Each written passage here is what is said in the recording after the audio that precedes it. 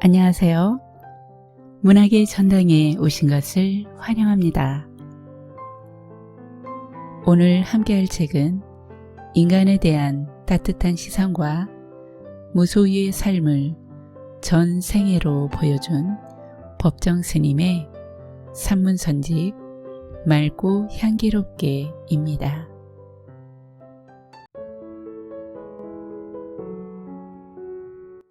무소유. 나는 가난한 탁발승이여.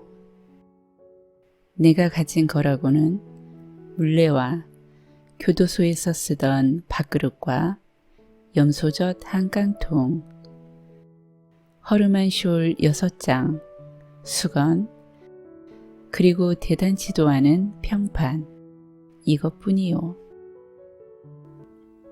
마하트마 간디가 1931년 9월 런던에서 열린 제2차 원탁 회의에 참석하기 위해 가던 도중 마르세유 세관원에게 소지품을 펼쳐 보이면서 한 말이다. O.K. 크리팔라니가 엮은 간디 어록을 읽다가 이 구절을 보고 나는 몹시 부끄러웠다. 내가 가진 것이 너무 많다고 생각되었기 때문이다. 적어도 지금의 내 분수로는 그렇다. 사실 이 세상에 처음 태어날 때 나는 아무것도 갖고 오지 않았었다. 살 만큼 살다가 이 지상의 적에서 사라져 갈 때에도 빈손으로 갈 것이다.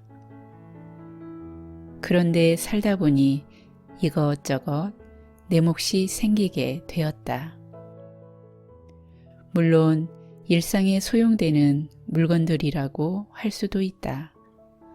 그러나 없어서는 안 될 정도로 꼭 요긴한 것들만일까? 살펴볼수록 없어도 좋을 만한 것들이 적지 않다. 우리들이 필요에 의해서 물건을 갖게 되지만 때로는 그 물건 때문에 적잖이 마음이 쓰이게 된다. 그러니까 무엇인가를 갖는다는 것은 다른 한편 무엇인가에 얽매인다는 뜻이다. 필요에 따라 가졌던 것이 도리어 우리를 부자유하게 얽어맨다고 할 때 주객이 전도되어 우리는 가짐을 당하게 된다. 그러므로 많이 가지고 있다는 것은 흔히 자랑거리로 되어 있지만 그만큼 많이 얽혀 있다는 측면도 동시에 지니고 있다. 나는 지난해 여름까지 난초 2분을 정성스레 정말 정성을 다해 길렀었다. 3년 전 거처를 지금의 달의 헌으로 옮겨왔을 때 어떤 스님이 우리 방으로 보내준 것이다. 혼자 사는 거처라 살아있는 생물이라고는 나하고 그 애들 뿐이었다. 그 애들을 위해 관계 서적을 구해다 읽었고 그 애들의 건강을 위해 하이포넥스인가 하는 비료를 구해오기도 했었다. 여름철이면 서늘한 그늘을 찾아 자리를 옮겨 주어야 했고 겨울에는 그 애들을 위해 실내 온도를 내리곤 했다. 이런 정성을 일찍이 부모에게 바쳤더라면 아마 효자 소리를 듣고도 남았을 것이다. 이렇듯 애지중지 가꾼 보람으로 이른 봄이면 은은한 향기와 함께 연두빛 꽃을 피워 나를 설레게 했고 잎은 초승달처럼 항시 청청했었다. 우리 달의 헌을 찾아온 사람마다 싱싱한 난초를 보고 한결같이 좋아라 했다. 지난해 여름 장마가 갠 어느 날 봉선사로 운어 노사를 뵈러 간 일이 있었다. 한낮이 되자 장마에 갇혔던 햇빛이 눈부시게 쏟아져 내리고 앞 개울물 소리에 어울려 숲속에서는 매미들이 있는 대로 목청을 돋구었다. 아차, 이때서야 문득 생각이 난 것이다. 난초를 뜰에 내놓은 채 온 것이다. 모처럼 보인 찬란한 햇볕이 돌연 원망스러워졌다. 뜨거운 햇볕에 늘어져 있을 난초 잎이 눈에 아른거려 더 지체할 수가 없었다. 허둥지둥 그 길로 돌아왔다. 아니나 다를까 잎은 축 늘어져 있었다. 안타까워하며 샘물을 길어다 죽여주고 했더니 겨우 고개를 들었다. 하지만 어딘지 생생한 기운이 빠져나간 것 같았다. 나는 이때 온몸으로 그리고 마음속으로 절절히 느끼게 되었다. 집착이 괴로움인 것을. 그렇다. 나는 난초에게 너무 집념한 것이다. 이 집착에서 벗어나야겠다고 결심했다. 난을 가꾸면서는 산철에도 나그네 길을 떠나지 못한 채 꼼짝을 못했다. 밖에 볼 일이 있어 잠시 방을 비울 때면 환기가 되도록 들창문을 조금 열어 놓아야 했고 화분을 내놓은 채 나가다가 뒤미처 생각하고는 되돌아와 들여놓고 나간 적도 한두 번이 아니었다. 그것은 정말 지독한 집착이었다. 며칠 후 난초처럼 말이 없는 친구가 놀러왔기에 선뜻 그의 품에 분을 안겨주었다. 비로소 나는 얽매임에서 벗어난 것이다. 날아갈 듯 홀가분한 해방감, 3년 가까이 함께 지낸 유정을 떠나보냈는데도 서운하고 허전함보다 홀가분한 마음이 앞섰다. 이때부터 나는 하루 한 가지씩 버려야겠다고 스스로 다짐을 했다. 난을 통해 무소유의 의미 같은 걸 터득하게 됐다고나 할까? 인간의 역사는 어떻게 보면 소유사처럼 느껴진다. 보다 많은 자기네 몫을 위해 끊임없이 싸우고 있다. 소유욕에는 한정도 없고 휴일도 없다. 그저 하나라도 더 많이 갖고자 하는 일념으로 출렁거리고 있다.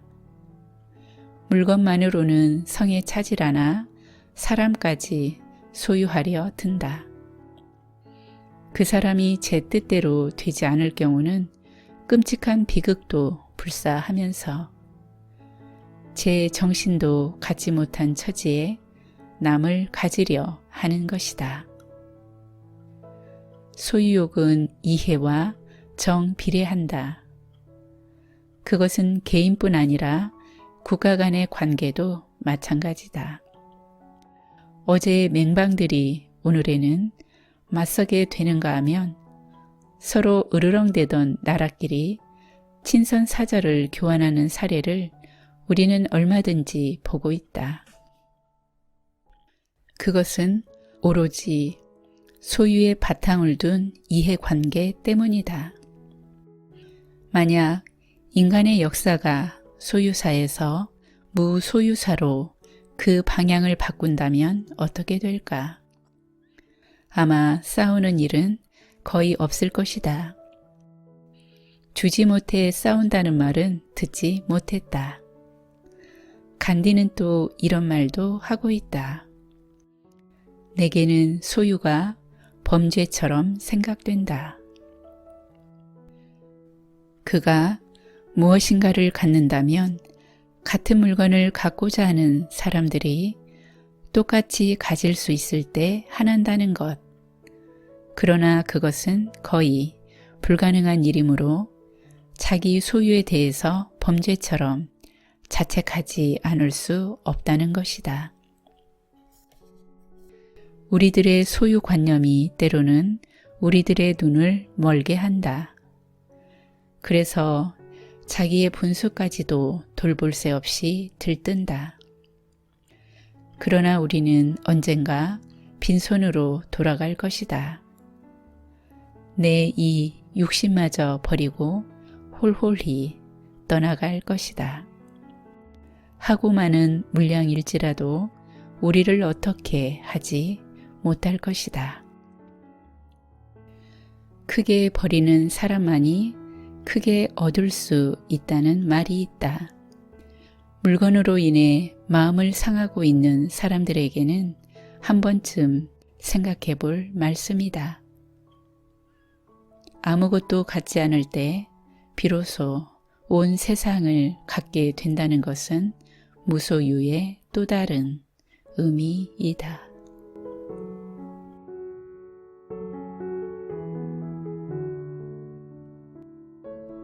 너는 내 세상 어디에 있는가?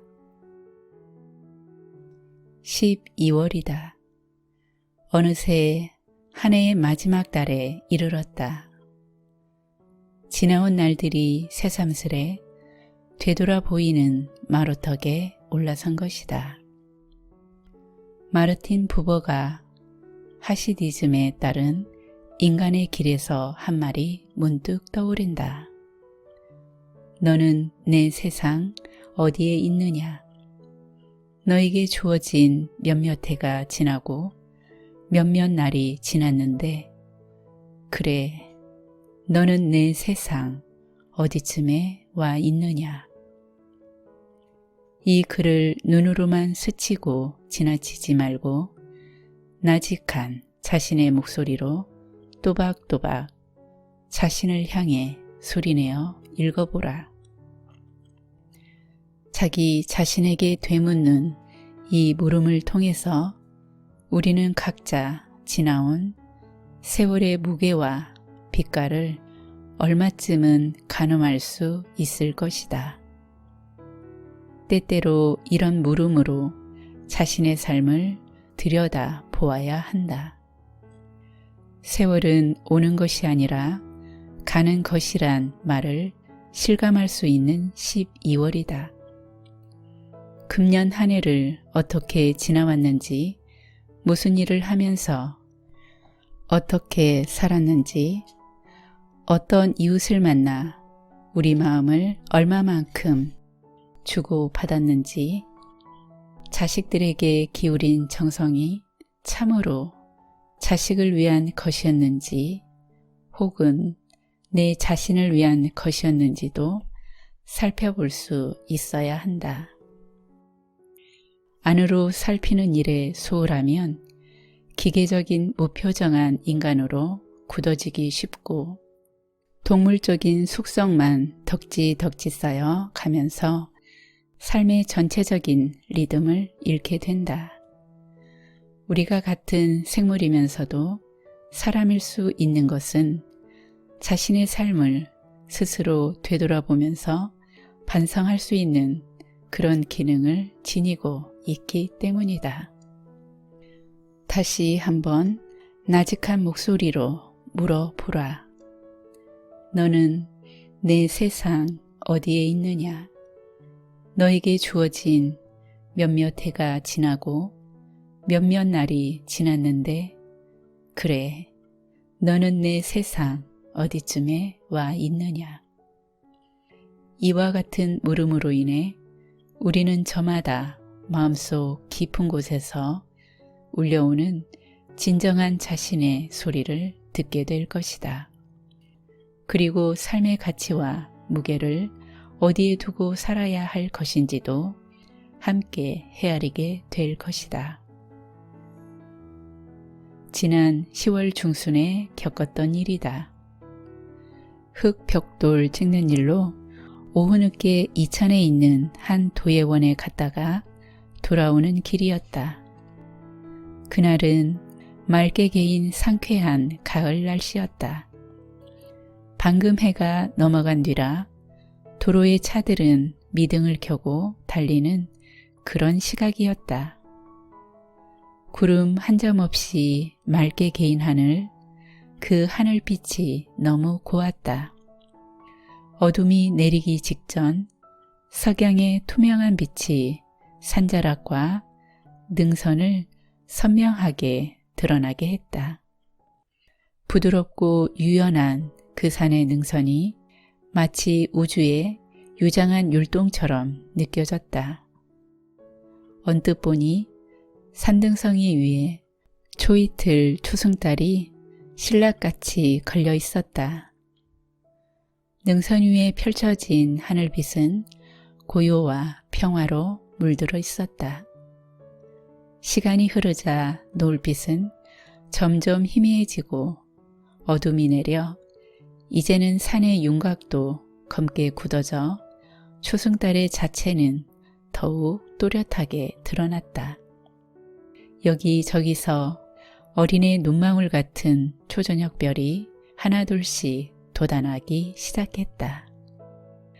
언뜻 이런 풍경을 차창 밖으로 바라보면서 서쪽으로 달려온 길이 그날 하루 중에서 가장 아름답고 감동적인 시간을 나에게 가져다 주었다.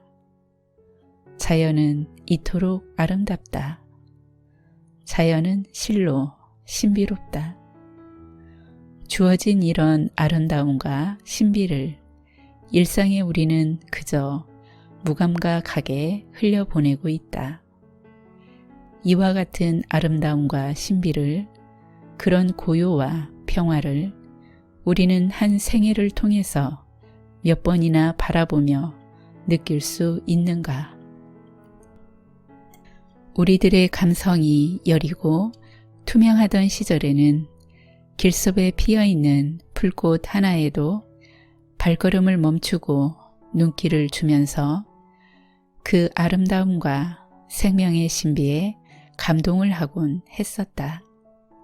하루 해가 기우는 해질녘의 노을 앞에서 두 손을 모으고 싶도록 숙연해지기도 했었다. 이제 막 떠오르는 보름달을 보면 식구들을 불러 달을 보라고 소리치기도 했었다. 이 글에서 내가 시제를 굳이 과거형으로 했었다 라고 표현한 것은 오늘날 우리들은 그와 같은 자연의 아름다움과 생명의 신비 앞에 무감각한 생물로 굳어져 가고 있기 때문이다. 우리들의 생활 형태가 산업화와 도시화로 혹은 정보사회로 치닫고 있을수록 사물의 아름다움과 생명의 신비는 우리네 삶을 떠받쳐주는 주추가 되어야 한다. 나라 안팎을 가릴 것 없이 세상이 온통 부정과 비리와 폭력과 사륙으로 뒤범벅이 되어가는 것도 따지고 보면 아름다움과 생명의 신비를 등진 비인간적인 현대사회의 질병이다. 사람인 우리가 어떻게 사는 것이 과연 사람답게 사는 일인지 인류 역사가 시작된 이래 끊임없이 논의되어 왔다. 한마디로 가릴 수 없는 복합적인 사항이지만 사물의 아름다움과 생명의 신비를 가까이서 지켜보고 느낄 수 있다면 오늘처럼 황량하고 살벌한 인간 말종을 우리 스스로 만들어내지는 않았을 것이다. 우리들 삶의 터전에 우리를 믿고 멀리서 찾아와 쉬어가고자 한 손님인 철새들에게 함부로 총질을 해서 무참하게 사륙을 일삼는 사람을 어떻게 자식을 낳아 기르는 일가 친착을 거느린 사람이라고 할 수 있겠는가? 이 땅에서 목숨을 지닌 생명체로 함께 살아가고 있는 무고한 들짐승들을 덫이나 올가미로 마구잡아 멸종시키고 있는 이웃을 어떻게 같은 사람의 대열에 세울 수 있겠는가? 이 땅에서 새와 들짐승 같은 자연의 친구들이 사라지고 나면 생물이라고는 달랑 사람들만 남게 되리라. 그때 가전제품과 쓰레기와 자동차와 매연에 둘러싸인 우리들 자신을 한번 상상해 보라. 얼마나 끔찍한 일인가. 그것은 사람이 아닐 것이다. 지금까지 있어 왔던 생물이 아닌 괴물일 것이다. 감상과 감성은 발음은 비슷하지만 뜻은 다르다. 인간의 인식 능력인 감성이 마비된다면 그때 우리는 온전한 인간일 수가 없다. 대상에서 받은 느낌으로 마음 아파하는 일을 감상이라고 하는데 감성이 무디어지면 감상의 기능도 할 수 없다. 어떤 사물이나 현상 앞에 무감각하고 무감동한 것은 생물이 아니다. 경제만을 최고 가치로 여기는 현대 사회에서는 인간의 가장 은밀한 속들인 그 감성이 메말라 간다. 다시 한번 귀를 기울여 들어보라. 너는 내 세상 어디에 있느냐? 너에게 주어진 몇몇 해가 지나고 몇몇 날이 지났는데 너는 내 세상 어디쯤에 와 있느냐?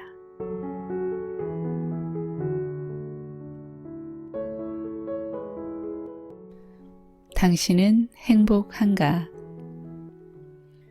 올겨울 나는 석창포와 자금호 이 두 개의 작은 화분을 곁에 두고 눈 속에서 지내고 있다. 초겨울 꽃시장에서 1,000원씩을 주고 데리고 온 살아있는 생물이다. 석창포 부는 조그만 괴석을 곁들여 숲안에 두어야 어울린다. 자금우는 차나무 잎처럼 생긴 그 이파리와 줄기에 매달린 빨간 열매가 아주 잘 어울린다.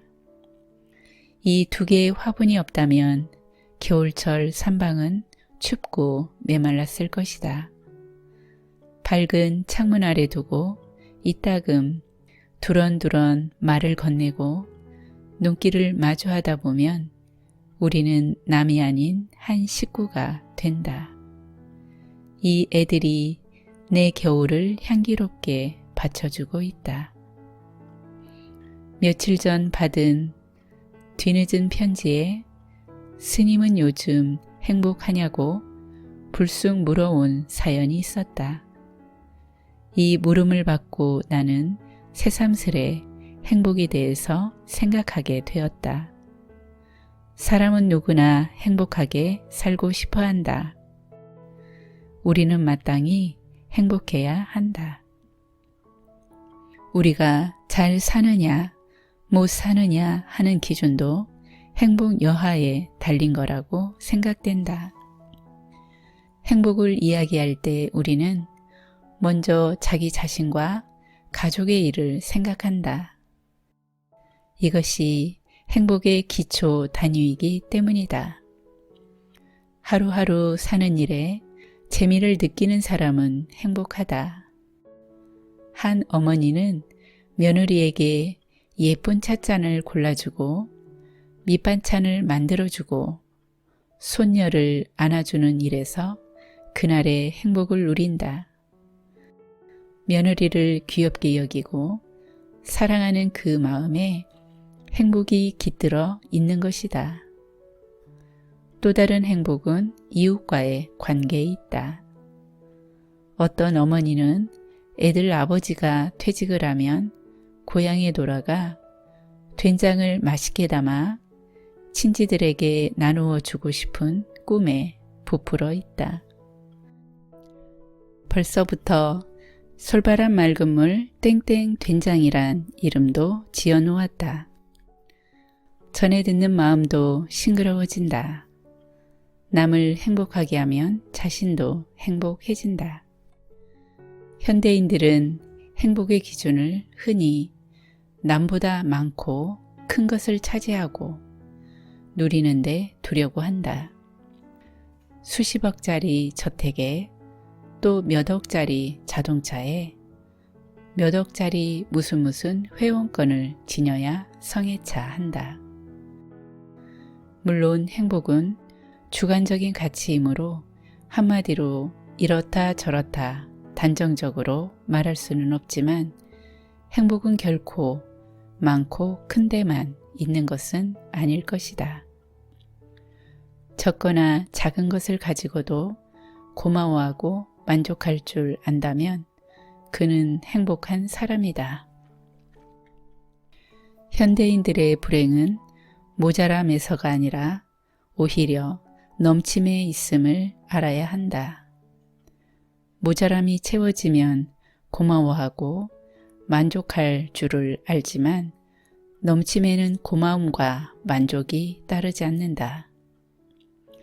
마태복음에 나오는 말씀이다. 마음이 가난한 사람은 행복하다. 하늘나라가 그들의 것이다. 이 가르침에는 깊은 뜻이 담겨 있다.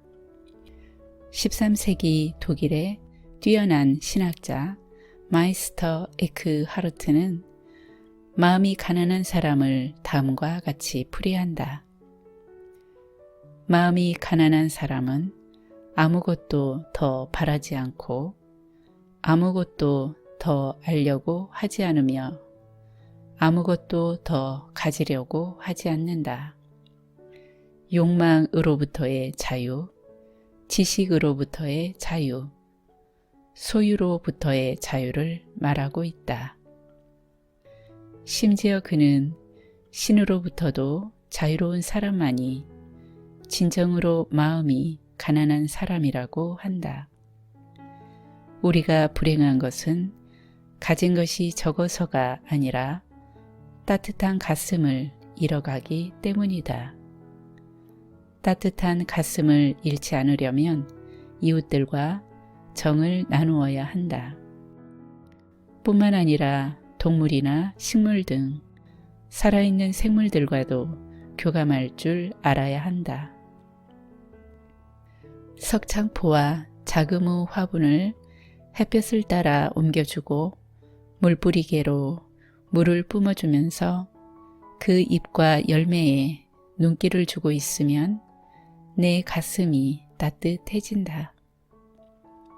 장작이 타는 난로가에 앉아 돌솥에서 찬물이 끓어오르는 솔바람 소리에 귀를 모으고 있을 때도 내 가슴은 따뜻해진다.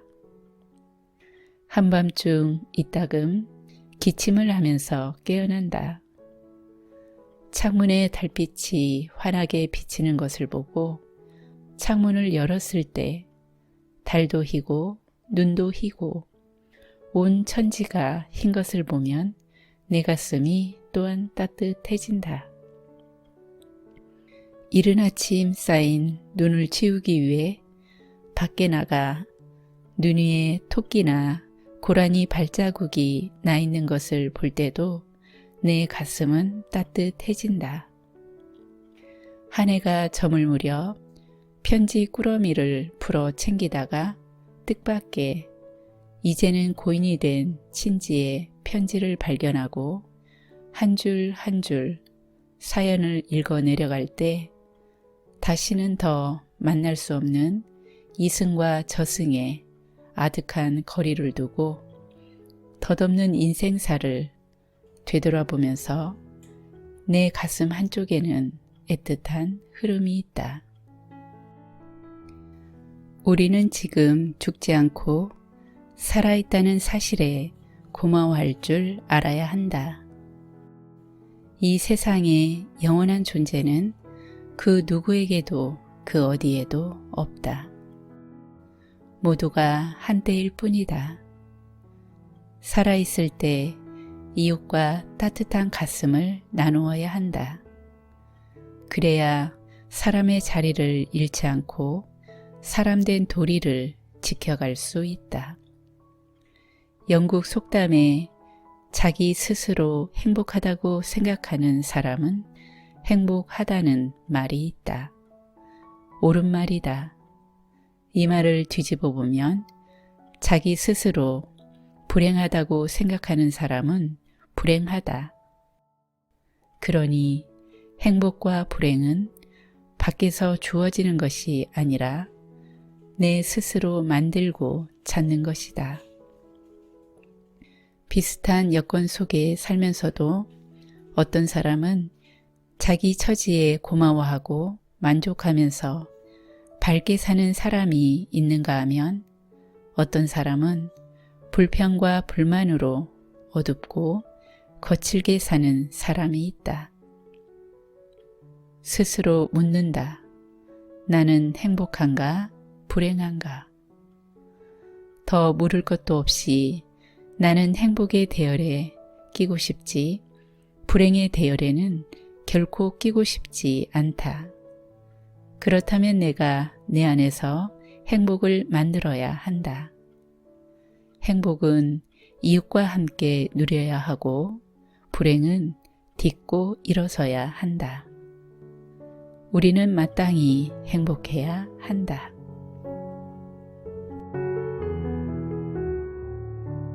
새벽에 귀를 기울이라. 새벽에 일어나 세수하고 예불하고 점점 밝아오는 창 앞에 허리를 펴고 마주 앉아있는 이 투명한 시간을 나는 즐기고 싶다. 차가운 개울물 소리에 실려 어김없이 쏙독새가 쏙독 쏙독 쏙독 하고 집 뒤에서 한참을 울어댄다. 달밤이나 새벽에 많이 우는 쏙독새는 일명 머슴새라고도 하는데 부지런한 이 새의 생태를 봐서 잘 어울리는 이름이다. 이윽고 휘파람 소리로 사박자로 우는 검은 등 뻐꾸기와 이에 장단이라도 맞추듯 웅웅웅 하고 벙어리 뻐꾸기가 새벽을 밝히고 있다. 이와 같은 자연의 소리는 메말라가며 굳게 닫힌 우리들의 마음을 활짝 열게 해준다. 새벽에 일찍 깨어난 사람들이 누릴 수 있는 조촐한 복이 아닐 수 없다. 이 시간의 거리에는 그 전날 사람들이 어질러 놓은 자리를 묵묵히 청소하는 환경 미화원들의 거룩한 움직임이 있다. 또 시장에는 새벽장을 여는 부지런한 아주머니와 아저씨들이 있다. 그리고 고속도로에는 밤잠을 자지 않고 밤새워 짐을 나르는 화물차의 행렬이 있다. 이와 같은 새벽 풍경은 곁에서 바라보기에도 뿌듯하고 든든하다. 활기찬 생명력이 이웃에까지 번져 오는 것 같다. 하루가 시작되는 이른 새벽에 깨어 있다는 것은 그만큼 자신의 삶에 충실한 사람들이다. 전문가들의 체험에 의하면 어둠과 밝음이 교차되는 이런 시간이 하루 24시간 중에서도 명상하기에 가장 알맞은 때라고 한다. 명상이란 우리들의 일상적인 삶과 다른 무엇이 아니라 깨어있는 삶의 한 부분이다. 묵묵히 쓸고 닦는 그 일이 시장에서 무심히 사고 파는 그 행위가 또한 맑은 정신으로 차분하게 차를 모는 그 운전이 바로 명상으로 이어진다. 어떤 직종에서 무슨 일에 종사하건 간에 자신이 하는 일을 낱낱이 지켜보고 자신의 역할을 자각하는 것이 곧 명상이다. 자신이 어떤 사람인지를 알고 싶으면 자기 자신을 안팎으로 냉철하게 살펴보면 된다. 어떤 사람들과 어울리고 무슨 일을 좋아하며 이웃에게 어떤 영향을 끼치고 있고 무엇을 삶의 최고 가치로 삼고 있는지 곰곰이 헤아려 보면 자기 존재의 실상을 엿볼 수 있다. 자기 자신을 살피는 이런 명상의 시간을 갖지 않으면 자신의 삶을 자주적으로 이끌지 못하고 바깥 소용돌이에 자칫 휘말리게 마련이다. 자신을 안으로 살피는 일이 없으면 우리 마음은 날이 갈수록 사막이 되고 황무지가 되어 간다. 오늘날 우리 사회가 이와 같이 총체적인 부정부패로 전락하게 된 것도 물론 가진 사람들의 경우다. 따지고 보면 구조적인 모순으로 돌리기에 앞서 개개인이 하루 한때라도 자신의 삶을 안으로 살펴보는 자기 성찰의 시간을 갖지 못한 데에 그 요인이 있지 않을까 싶다.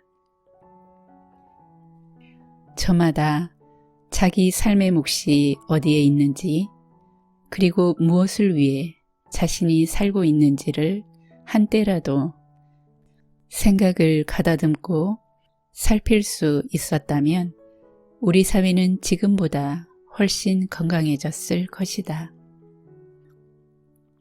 우리는 예전에 물질적으로 너무 가난하게 살아왔기 때문에 밥술이나 먹고 살게 된 오늘에 와서까지 물질 지향적인 성향에서 벗어나지 못하고 있다.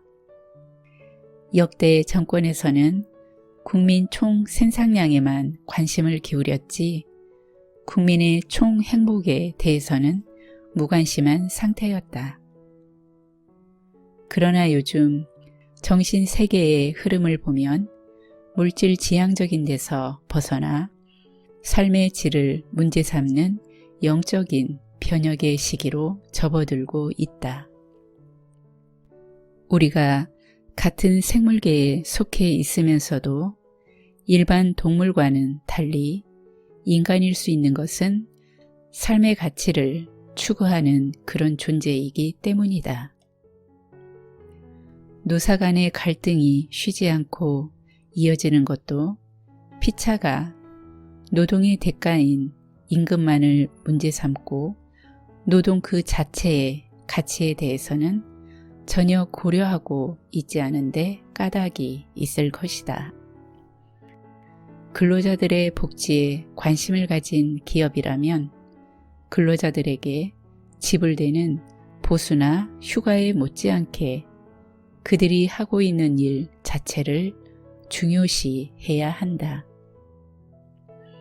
그 많은 산업체에는 인간을 한낱 도구로 여긴 결과가 아니겠는가. 마하트마 간디의 말처럼 노동의 목적은 물건을 만들어내는 것이라기보다 인간을 만들어내는 것이어야 한다.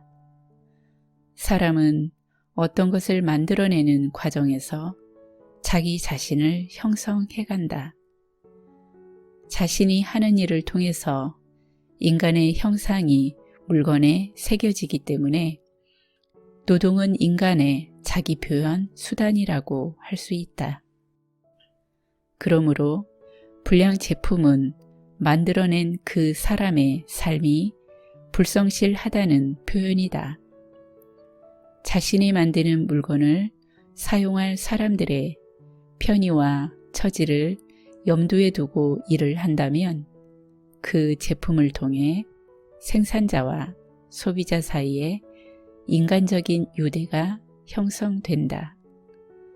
따라서 그는 단순한 임금 노동자가 아니라 자기를 실현하는 구도자일 수도 있다. 농사철에 맞추어 씨앗을 뿌리고 부지런히 땀 흘려 가꾸는 농부도 자신이 지은 곡식과 채소가 수많은 사람들의 영양과 건강으로 이어진다는 사실을 명심하고 있다면 그 농사일이 단순한 생업이 아니고 인간 형성의 길과 하나가 된다. 나는 요즘 해거름에 맨발로 채소밭에 들어가 김 매는 일에 재미를 붙이고 있다. 벗은발로 부드러운 밭 흙을 밟으면서 파릇파릇 올라오는 새싹들을 보며 김을 메고 있으면 마음이 아주 느긋하고 편안하다. 방 안에 앉아 좌선할 때보다도 훨씬 즐겁고 신선하다.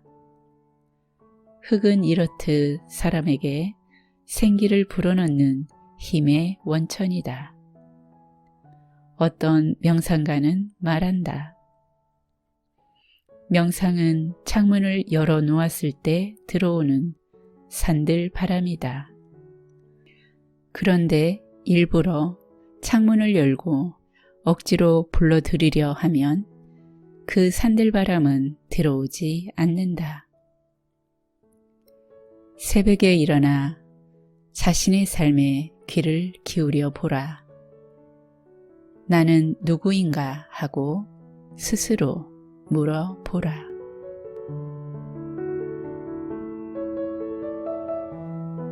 진정으로 하고 싶은 일을 하라.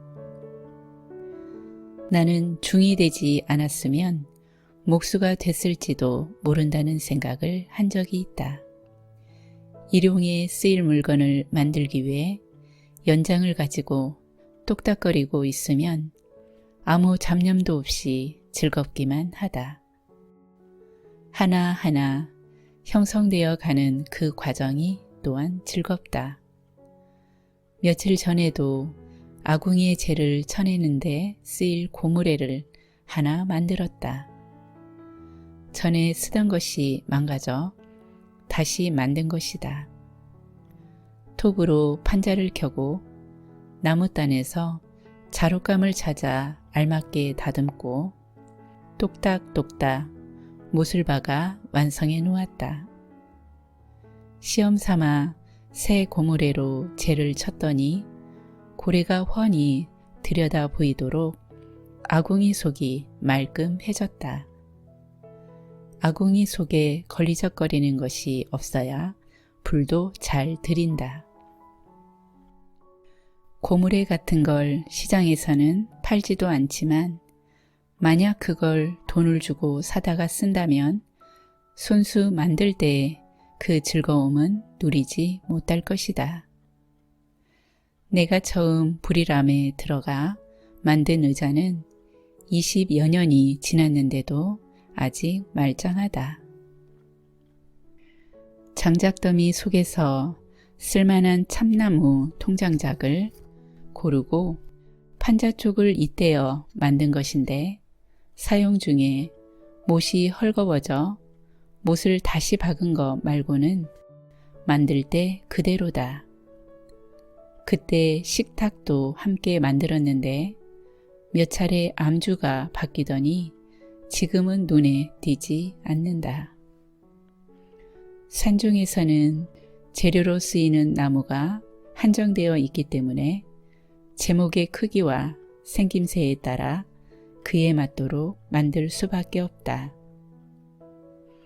큰절 헛간에서 굴러다니던 밤나무 판자를 주워다가 대패로 밀고 톱으로 켜서 맞추어 놓은 폭이 좁은 서안은 지금도 그 암자의 큰 방에서 요긴하게 쓰이고 있다.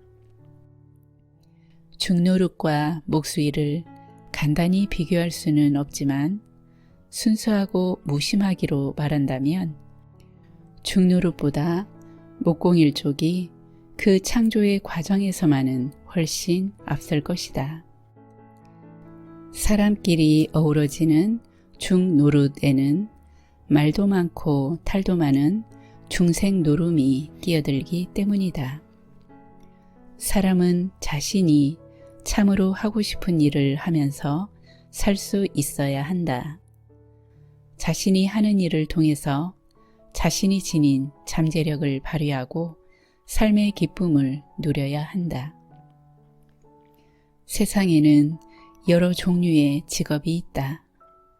그런데 그 일이 참으로 좋아서 하는 직업인이 얼마나 될까? 대개는 그 일이 좋아서 그리고 하고 싶었던 일이어서가 아니라 수입과 생활의 안정을 위해 어쩔 수 없이 선택한 경우가 허다하다. 그렇기 때문에 자신이 하는 일에 애착도 지니지 않고 책임감도 느끼려고 하지 않는다. 이렇게 되면 일과 사람이 겉도는 불성실한 직업인이 될 수밖에 없다. 사람이 일을 하지만 그 일에 흥미가 없으면 일과 사람은 하나가 될 수 없다. 자신이 하는 일에 흥미를 가지고 책임을 느낄 때 사람은 그가 하는 일을 통해서 인간이 되어간다. 한눈 팔지 않고 한 가지 일에만 전념하는 장인들은 그 일에 전 생애를 걸고 있다. 그들은 보수에 넋을 팔지 않고 자신이 하는 그 일 자체에서 삶의 의미와 기쁨을 순간순간 만들어 가고 있는 것이다. 55세 혹은 60세가 되면 직장에서는 일을 그만 쉬라는 정년을 맞는다. 그때 남는 것은 과연 무엇인가? 직장에는 정년이 있지만 인생에는 정년이 없다. 흥미와 책임감을 지니고 활동하고 있는 한 그는 아직 현역이다. 인생에 정년이 있다면 탐구하고 창조하는 노력이 멈추는 바로 그 때다. 그것은 죽음과 다름이 없다. 타율적으로 관리된 생활 방식에 길들여지면 자율적으로 자신의 삶을 개선하고 심화시킬 그 능력마저 잃는다. 자기가 하는 일에 흥미와 의미를 느끼지 못하면 그는 하루하루 마모되어 가는 기계나 다름이 없다. 자기가 하는 일에 자신의 인생을 송두리째 걸고 인내와 열의와 정성을 다하는 사람만이 일의 기쁨을 누릴 수 있다. 이런 이야기가 전해진다. 그 옛날 장원의 한 영주가 산책길에 자신이 고용하고 있는 젊은 정원사가 땀을 흘리면서 부지런히 정원 일을 하는 것을 보았다. 걸음을 멈추고 살펴보니 정원을 구석구석 아주 아름답게 손질하고 있었다. 그뿐만 아니라 젊은 정원사는 자기가 관리하는 나무 화분마다 꽃을 조각하는 일에 열중하고 있었다. 이런 광경을 목격한 영주는 그 젊은 정원사를 기특하게 여겨 그에게 물었다. 자네가 화분에다 꽃을 조각한다고 해서 품삯을 더 받을 것도 아닌데 어째서 거기에다 그토록 정성을 기울이는가? 젊은 정원사는 이마에 밴 땀을 옷깃으로 닦으면서 이렇게 대답했다. 나는 이 정원을 몹시 사랑합니다. 내가 맡은 일을 다 마치고 나서 시간이 남으면 더 아름답게 만들기 위해 이 나무통으로 된 화분에 꽃을 새겨놓고 있습니다.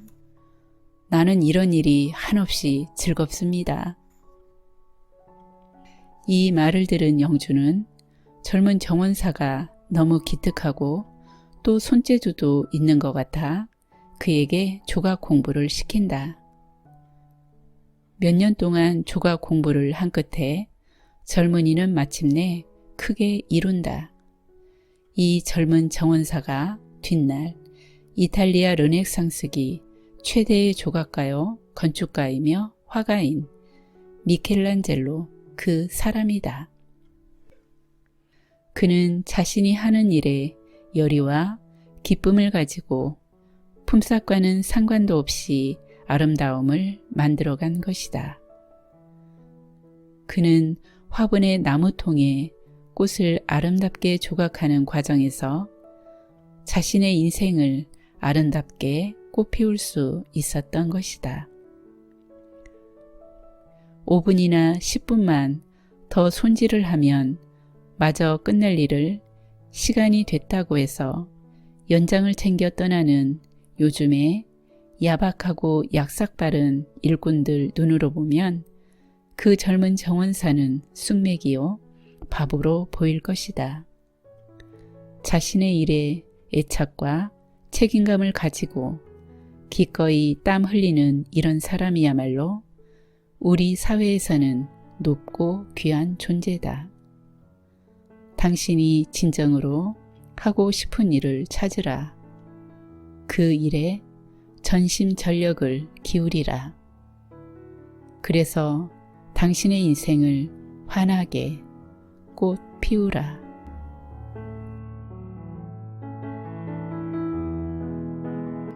오늘 함께한 책은 법정스님 대표 산문선집 맑고 향기롭게입니다. 법정스님은 1932년 출생하여 24살에 출가합니다. 70년대에는 봉은사 달해헌에 거주하며 한글 대장경 역경에 헌신하고 씨알의 소리 발행에 참여하며 불교 신문사 주필을 지냅니다.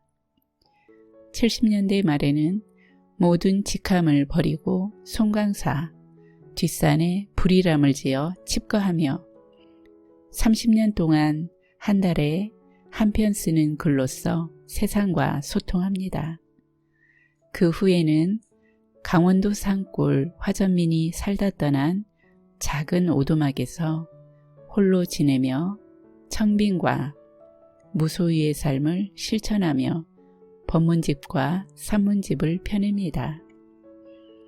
법정스님은 삶은 놀라울 만큼 깊고 넓은 그 무엇이며 하나의 신비이고 우리들의 생명이 그 안에 움직이고 있는 거대한 나라라고 강조합니다. 그리고 인간이 얼마나 오래 사느냐에 있지 않고 자기 몫의 삶을 어떻게 살고 있느냐에 달린 것이라고 말합니다.